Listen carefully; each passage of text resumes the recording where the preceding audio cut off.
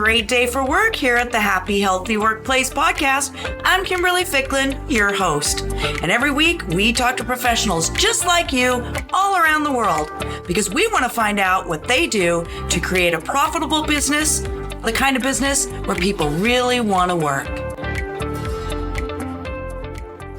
Mark Mohammadpour, APR, is a strategic communications executive, certified personal trainer, and health coach.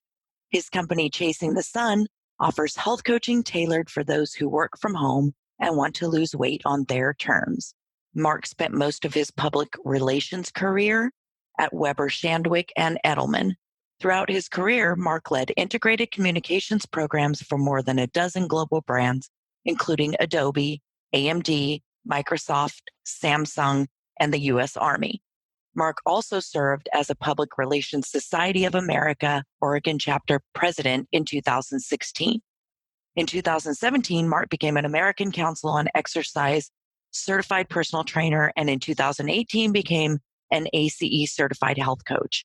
In 2007, Mark started a journey that led him to lose more than 110 pounds over 9 months and is proud to have kept that off since. He is determined to help others lose weight and live a lifestyle that will benefit themselves and those around them. Welcome back, Mark. Thank you so much for being our guest again. Thank you, Kimberly. It's great to be on. Yeah, we're really happy that you came back. The last episode that we did, episode 26, was good stuff. We spoke with Mark about staying healthy while working from home. It was called How COVID-19 Changed the Workplace Health Dynamics. But today we're going to be talking specifically about some things that Mark is passionate about today. And so, Mark, let's just go ahead and get started. Why don't you tell us what you are really passionate about today? Right now, we are in the middle of some very serious changes to what's going on in the workplace. We're seeing this dynamic of people who are working from home. Because of that, we are seeing a significant shift and investment from management, from leadership, to having to trust their employees to work from home and to advance what they need to do in a brand new environment. Along with that, we are dealing with some significant social, health, economic issues that everybody is going through day in and day out. Not only are these people, all of us, working from home, but we're doing so in all sorts of different ways. And I talk to clients, I talk to folks on my social networks, I talk to friends and family, and the challenges and what they're overcoming, Kimberly, it's extraordinary. It really is extraordinary. And it's something that we've seen before. We are going to see a world that is pre-COVID and post-COVID. And what we're seeing is this dynamic of people who are working from home, and a lot of people have been doing this for a long time, but a lot of people have not. And so they're having to mentally adjust to that. And they're having to adjust to an environment where not only having to work from home, but because their families are at home, kids are in school, everything is shifting as far as schedules are concerned. Spouses, partners are all at home at the same time. You have your pets, you have all of these changes that are happening really quickly. And we're all having to make these adjustments. It's fascinating how, well, first of all, just how incredible is human nature, how quickly we can make these adjustments, and seeing how people are helping to solve problems is just incredible. I think we're going to get to a point later this spring where we're able to really look at what's worked well, what hasn't, and then what habits are we going to go forward with? Because we're not going to go back to what it was before. We're going to go with some new paradigm in how we're going to be working day in and day out. And so I'm talking to my clients a lot about this, Kimberly. I'm hearing this from people, and there's a great unknown, but if there's any good that comes out of this, it's that there's going to be people that are more open to a redefinition of what work means. And that is what you and I and others are really helping to lead the discussion in, and how to make whatever we define a workplace as happy and healthy, because we have to now lead the discussion in what that means to be able to help grow employees and what they want to do, retain them, build them up as future leaders. I think this is a huge opportunity for us, but we're right in the middle of examining the impact that it's going to be having. And there's a lot of work to do, but I've just been really impressed with seeing how this has evolved in a very short amount of time. It has definitely evolved, although I think, like you mentioned, we're all kind of scrambling to see how this all fits in. I know that it's been said before, different thought processes about work and blanketing it like 4-day work weeks or everybody works from home. And I have always said I'm not a proponent of that because I don't think one size fits all. For some people, a 4-day work week's not going to work. They can't work 10 hours a day for 4 days, right? So that's not going to work. Some people, virtual doesn't work because they have kids at home or they just don't work well virtually. They prefer to go in, be at a desk. There's all these different styles to it. And I think what's going to happen here, or what I would love to see happen here, is that workplaces are agile enough to be able to offer the types of work environments that employees need individually. And when I say individually, I don't mean like you've got 5,000 employees and I'm asking you to have every single one of them get exactly what they want. But by and large, we can use this as a learning tool for what we can do for our workplaces moving forward. I completely agree. I think every leader, every employee, their relationship is going to evolve. And hopefully all for the better, but we're going to be learning. You're going to be seeing managers and executives working with their teams to be able to build trust and check in as needed. You're going to see employees that are going to be having to learn how to manage up virtually, having to connect with their managers and the leaders on an ongoing basis. We're going to need to see them acknowledge that they need to step away from their computer. And that doesn't necessarily mean that from 8 to 5, they're going to be online. It's going to be 5:30 a.m. to 7, and then they're going to be offline for a couple hours, and then they're going to be online until 4, and then they're going to be offline for a couple hours. And it's just going to be this consistent communication that needs to happen across the team. I realize that this means an adjustment to how people manage and be managed, but this is the reality, and this is how it's going to evolve, which is why communication is so important in order to make this a positive experience. It's going to come with students who are now in college. They're going to have to be taught how to manage up and how to communicate in a virtual setting. We're going to need to see consistent training for managers and executives on how to build trust virtually and how to set a precedent and standards daily, weekly, monthly, so that people are able to get projects done on time, they're able to evolve, but they're able to do it in a way that is going to be a little different than it was before. And it's going to take some time. Yeah, it is. I like how you said people coming out of college are going to have to learn this. And then, managers are going to have to learn this. For the most part, we're talking to the leaders of a company, CEO, the HR, the V-suite, C-suite here on the podcast. But as I've mentioned many times, we know that the employees are also listening. And we have to, as employees, have to take the step into it as well.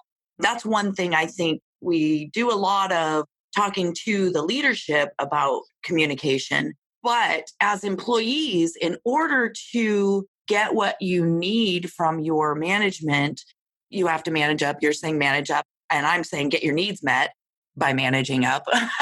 Yeah. You have to say things like, we used to be so afraid in the workplace to say to our manager what we needed. I never did. Actually, I got in a lot of trouble for it, honestly, because my communication style wasn't very good, right? So I'd be like, I need, and so I thought I was doing a good job because, well, I'm telling them what I need. Why can't they understand? Yeah. But the communication, I didn't take into consideration as an employee how I was communicating that to my leaders. And then I would be frustrated that I wasn't getting my needs met. So taking responsibility on both sides of how to come together and create a space where we can communicate and everybody can get their needs met. This is a two-pronged approach. For most of your listeners, it is going to be, what's the opportunity there? And I think it's part understanding that people coming out of college that are new to become a professional, they are scared. They are scared to say things. And fingers crossed, this is going to evolve, but a lot of it's going to come down to personalities, but almost going to have to be told whether it's through professors or mentors or other folks through professional organizations that are able to help install this understanding that managers, executives, they're people too. They're being stretched in a bunch of different directions. They need to sometimes be told things very directly. And I think that's going to come down to these influencers in the business world being able to connect with professors and people at the university level and be able to say, these are things that your students need to learn, these soft skills, in order to help complement the hard skills that they have coming in. This is something that I spend a lot of time talking to students about, Kimberly. I talk a lot about having to raise your hand and say if there's a challenge, because you always figure it out. As long as you're able to trust, insert a lot of trust with the people that you're working with, you're going to be more successful if you be able to say, look, can we talk about this deadline? Can we talk about this project? I haven't been outside in 4 hours. I haven't gone out of my chair, because ultimately we have to take care of ourselves. Installing this from the leadership standpoint, being able to show that you're doing this is great. I love leaders, Kimberly, that talk to their team. They don't just say, go do this. They'll say, I'm taking the next hour off to do this. I'm taking the next couple hours off to do that. To be able to show to your team that you're making yourself a priority and being very transparent about it and say it's okay. I'd like to see that more and more. I love when I see it online, and this is something that is going to, I think, continue, but we have to remind ourselves, and we have to remind ourselves as leaders to be able to not just say, but do and to show. Yeah, and that's a really hard thing for some people because they don't self-care. They don't self-care. So therefore, if they don't self-care, they can't possibly show other people what that means. Correct. Part of it is going to have to be this extra layer of communication. And this is where the working from home part of it is really going to come into play, because what we're going to see right now, Kimberly, is my concern in the coming months and years is the impact that COVID is going to have on ourselves mentally and physically as employees. This is something that I am trying to hit home. I focus primarily on weight loss, but really my approach is much more holistic as far as people being able to make themselves a priority. Right now, I'm doing exercises while you and I are chatting. And I don't play in this black or white, I play in the gray. And that I think there's ways in order to make ourselves a priority while doing our job. And I don't think it's a nice to have. I think it's a need to have. And I also see it's an opportunity for people to improve their health and wellness, because it impacts so much about everything that we do, the decisions that we make, the relationships that we build, how it all maps to business objectives that we're trying to lead, which ultimately impacts us in a positive way. And I'm doing everything that I can to help lead the effort to ensure that we can still be successful as business professionals while making our health and wellness a priority. Yeah, and that's the crux. Because again, self-care, I love that. I just throw that word all the time because we just don't have good boundaries. Really, I think is what it comes back to, is we struggle with good boundaries in our life. So we're not able to say, now's time for me. We have a lot of guilt behind a lot of things. Well, just about everything, but especially where the workplace is. I know so many people struggle with, you take the day off and then you feel like you should be at work, or because we don't have really, employers don't give us mental health days. So a lot of places you can't just call and say, I'm having a bad day, I'm not coming in. You have to pretend like you're sick. Then you feel guilty. To me, these are boundary issues, because this is the way that we care for ourselves. And like you said, sometimes self-care means right in the middle of the day. If we're at work, we're in the workplace and we are getting tired or bored or we can't think anymore, we're not focusing, don't have productivity. A lot of times, majority of us will get up and we'll go talk to somebody. Yeah. Chat with another coworker. We'll go into the break room. Somebody's there. We'll take a walk. We do things in the middle of the day that break up our work day at the workplace. But for some reason, now we're coming home and it's like, I've got to be tied to this computer from 8 to 5, or my employer is not going to think I'm doing what I'm supposed to be doing. Yep. And in fact, as long as you're getting your work done, you should be taking those times for yourself, just like you would at work if you were in the workplace. Setting a boundary, saying, I need space right now, and then not feeling guilty about it. We have to establish some new triggers. So you talk about the office environment. That's perfect. And I've been chatting with a lot of people about some of the challenges that they're having on working from home. And It's that they're used to being in this office environment and they're used to seeing people or times of the day. And that kind of triggers them to get up and move or do something that's outside of just sitting in a chair. Kimberly, I literally just installed this over the last few days. So a new puppy, her name's Molly. And when she wants to go outside, she rings this bell on our doors. And when we first got her, I started thinking about, gosh, I wish we had like a doggy door that she could just go in and out on her own terms. And I have to get up every time she rings the bell to go outside, blah, blah, blah. I was thinking this week, I was like, wait a minute, how can I look at this situation a little differently? So what I'm doing now, Kimberly, is every time she rings the bell, I open the door, I let her outside, I go to my living room rug, and I do 10 push-ups. Every time she goes outside, or as many as I can do. Most of the time it's 10, it just depends on how I'm feeling. Over the course of the day, I'm doing quite a few push-ups. And to me, this is a new habit that I've installed and I'm going to go forward with.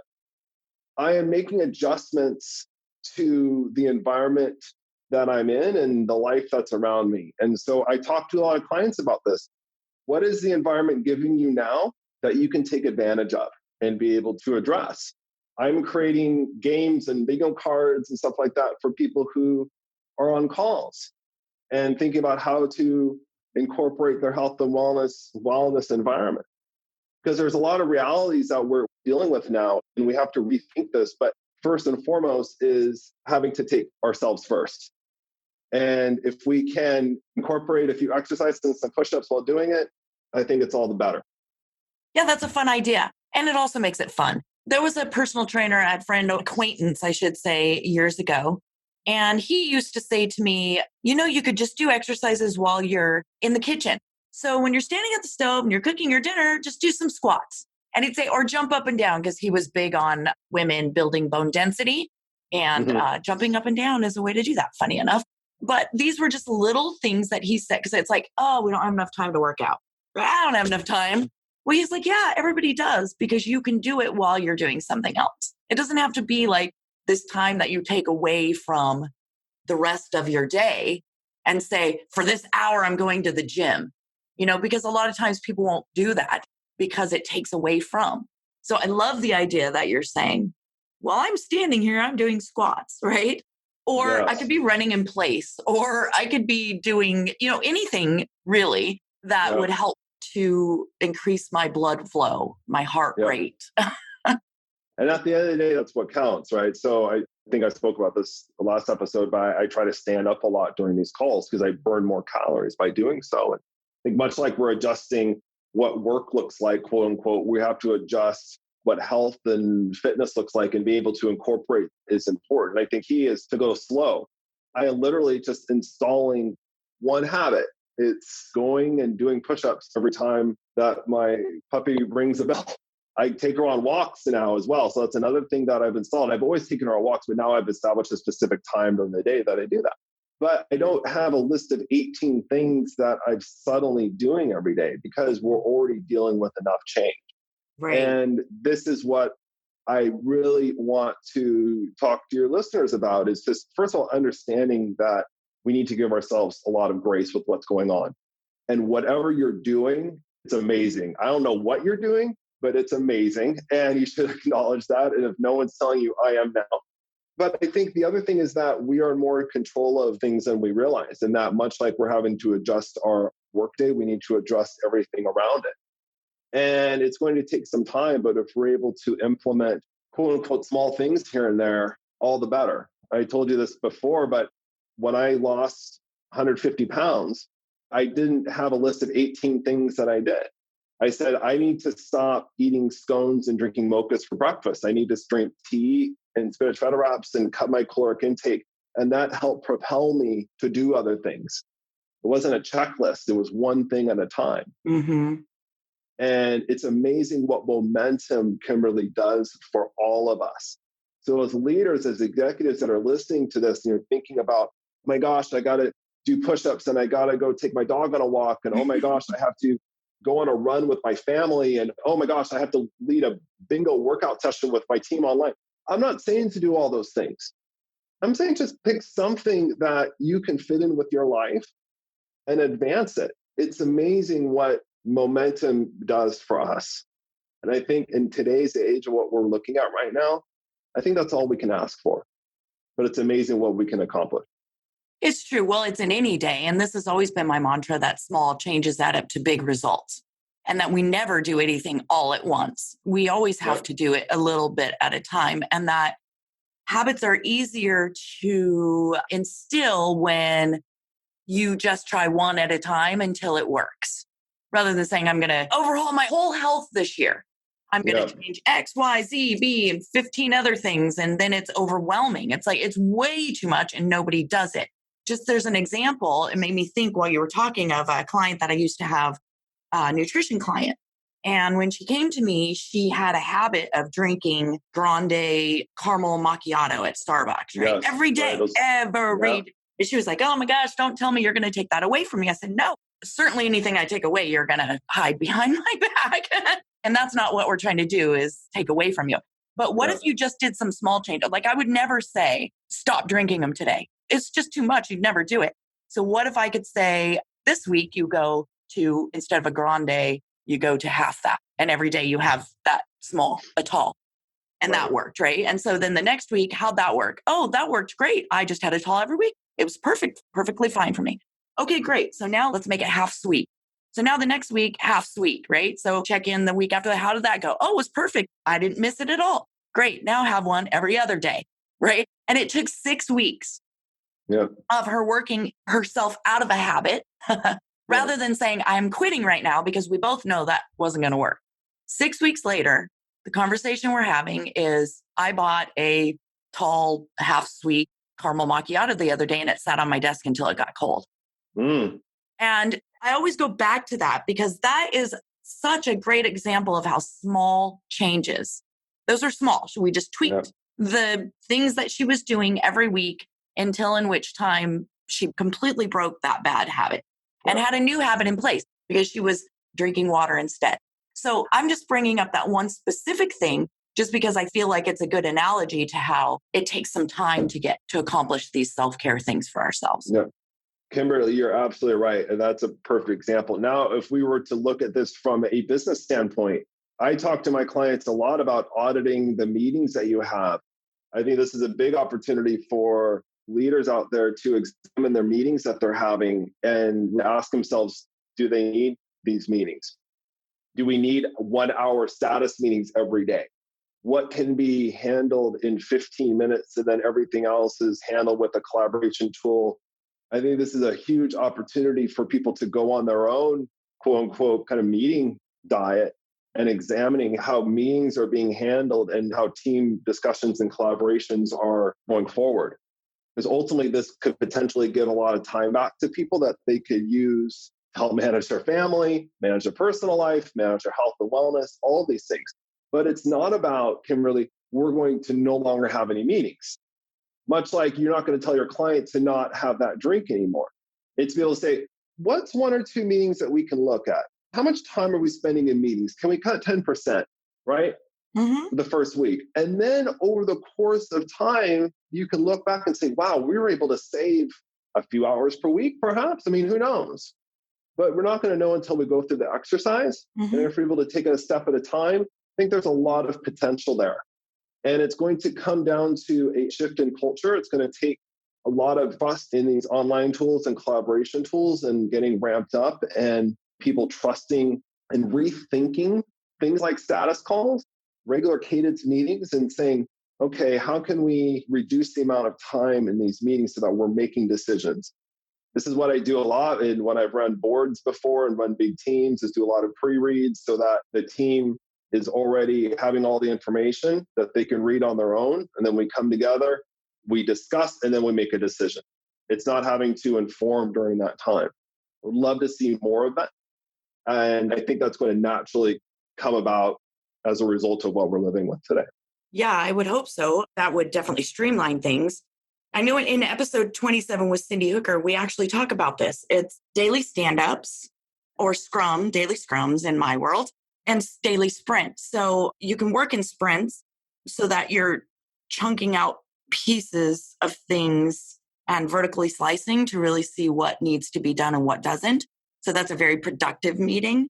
And then your daily stand-ups are where you're finding out what people are doing and what their impediments are, what's stopping them from getting there. And then that way it's all on the table and people can begin to work forward from that. If you do it every day for a small time, right? So a short period of time, it's not a long meeting, and everybody just comes with exactly what they know they're supposed to bring to the table, those two things. What are you working on today? What's stopping you from getting there? And the business can start to adjust what types of meetings actually need to be done. So a lot of times I'll have people in meetings that don't need to be there. Correct. They're all caught up. Like, I'm here. I already know all this. Like, I've got things to move forward on. And they're being restrained by meetings. But if you already know, they say, I'm working on this. Here's where my impediments are. I think it's much easier to then decipher who really needs to be in the meetings that we're having. Yep, completely agree. I think it's always interesting that there's always going to be the challenge, especially when you're in a multi-matrix organization and you're responsible for representing a particular team or division in these meetings. And the optics are that it's important for you to be part of these meetings to integrate and all that. And how much is that going to evolve? There's still going to be an appetite. I think from a communication standpoint, there has to be an appetite, but at the same time, you need to balance, to your point, who really needs to be in these meetings. So it's going to be interesting to see how this evolves in a time where you still need to, especially if you're running a big organization, need to have a lot of representatives physically or virtually there. And I look forward to seeing how updated models address that, because that's always going to be a challenge and a necessity at the same time. But I'm confident that we'll get to a point where companies are at least thinking, to your point, who really needs to be in this meeting and for what purpose. Yeah, funny enough. So I got invited to a meeting once and I was really excited about being there. I don't remember why. I was really excited about being there. And I went to go walk in and my supervisor stood at the door. Now, he could have done it in a very different manner, but said, "What are you doing here? Why are you in this meeting?" And I said, "Oh, I got invited by so and so." And then he said, "Yeah, but you don't need to be here." Yeah. And I remember going back to my desk. I was so upset because I was excited about going to the meeting. And it made it feel like he was telling me, I took it personal. Like he was telling me that, oh, you're not important enough to be here or you're not needed in this. Well, really, what he was saying was, you don't need to be here. And Right. I'm as my giving you time supervisor, back. yeah, he was making that decision, knowing probably things I didn't know because he was my leader. Now, years later, I recognize it differently, right? As the Yes. employee, I felt slighted, like, oh, he's trying to take away from me. But really, what he was doing was keeping a process in place, right? And not wasting valuable time. Looking back to see how you're managed it, you're not understanding the context until years later. I find that very fascinating. I So definitely do have noticed I. that quite a bit. Yeah. I do too, but it's true.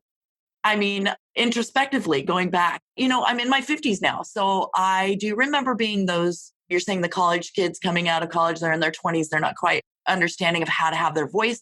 I do remember feeling like that. And so, therefore, because I felt that way, it was easy to look at my supervisors and be like, oh, they're just being like this, rather than really trying to be introspective.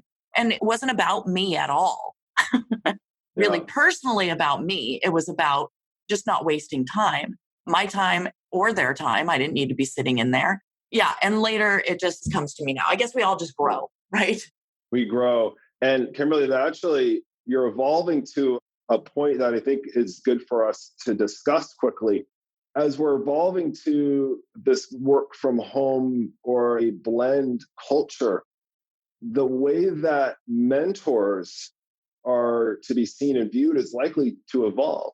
We always have our work buddies or work mentors, but I think now more than ever, we need outside perspectives to be able to help us put context around what's going on.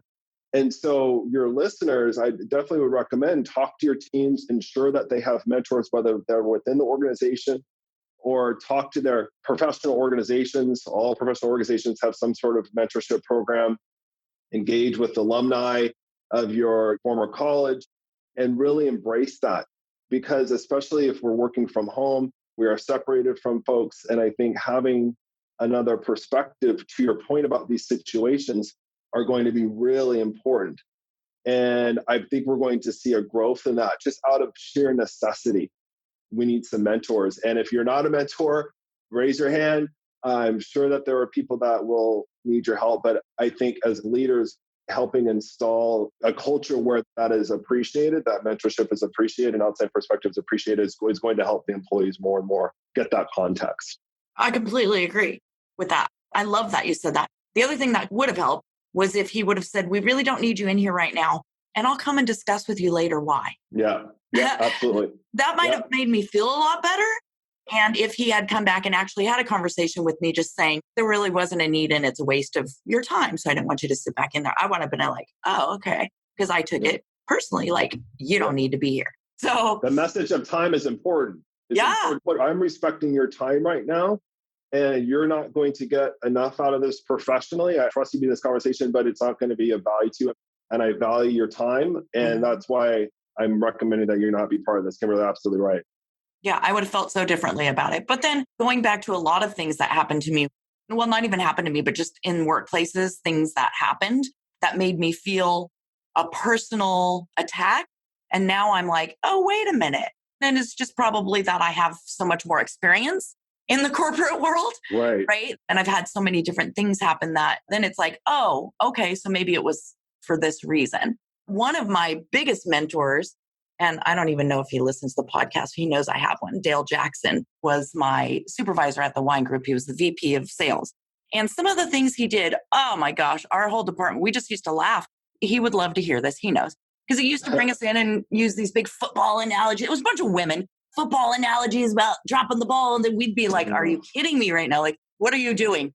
But now, funny enough, Mark, a lot of the things he taught us, I utilize. And I go back and say, oh my gosh, that was Dale Jackson that taught me that. Then I couldn't understand what it was. And it's so funny. So that's just another crux of this whole thing. How as leaders do we communicate with our employees so that in a way that they can understand what we're talking about right now, not 20 years later? Right.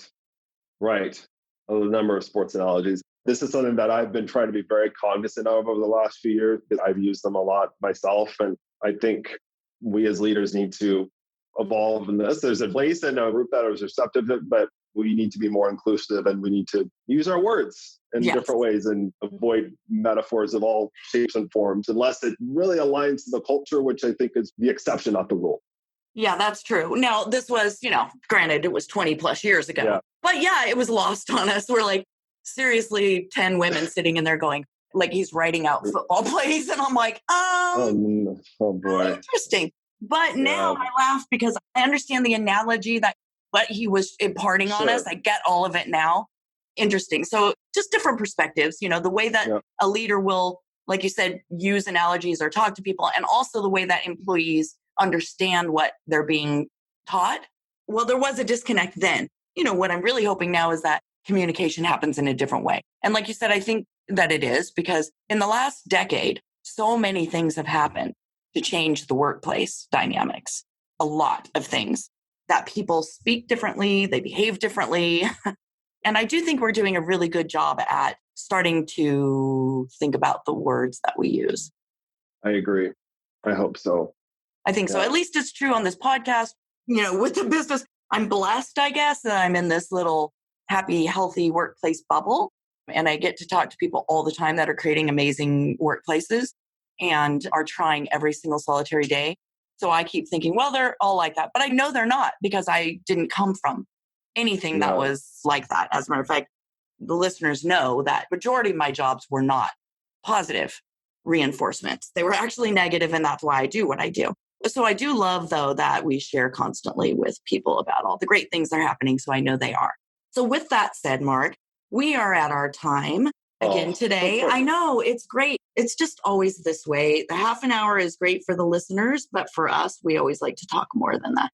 But again, always a great conversation. As usual, I always ask this last question, Mark. So I'm going to go ahead and ask it to you. Is there anything you think needed to be said that we did not say? That as leaders, this is a significant opportunity that we may never have an opportunity like this to shape what work looks like, how it's defined, how we communicate, how we lead, how we manage. if there's ever a time to lead by example and to make change, this is it. And this will be published in May. That doesn't mean that the next day you have to make this change, but over the course of the next few weeks and months, we're going to see a significant dynamic shift. What is the one thing that you can do to lean in and show your leadership that you haven't done yet, or maybe you are, and amplify it? Find one thing. Is it related to communications? Is it related to health and wellness? Is it related to management? Whatever that looks like, this is an opportunity for you, because I think people are going to be hungry for change, and people are going to be hungry for positivity in the shape of tragedy that's going on right now. And I look forward to seeing how that evolves, Kimberly. And I can't wait to see what good comes out of this extremely difficult situation. Me too. Thank you for that. In closing, I absolutely believe optimistically that a lot of good things are going to come out of this. Like we said in the episode 27 with Cindy, it's like a big, huge crack in the workplace that we get to put something in. So we'll make it all good stuff. That's why we do this podcast, so that, people can listen and then go back to the workplace and implement some stuff that'll make their employees and their workplace happy and healthy. So Mark, thank you so much again for being with us today. I really do appreciate it. Yeah, you're so welcome.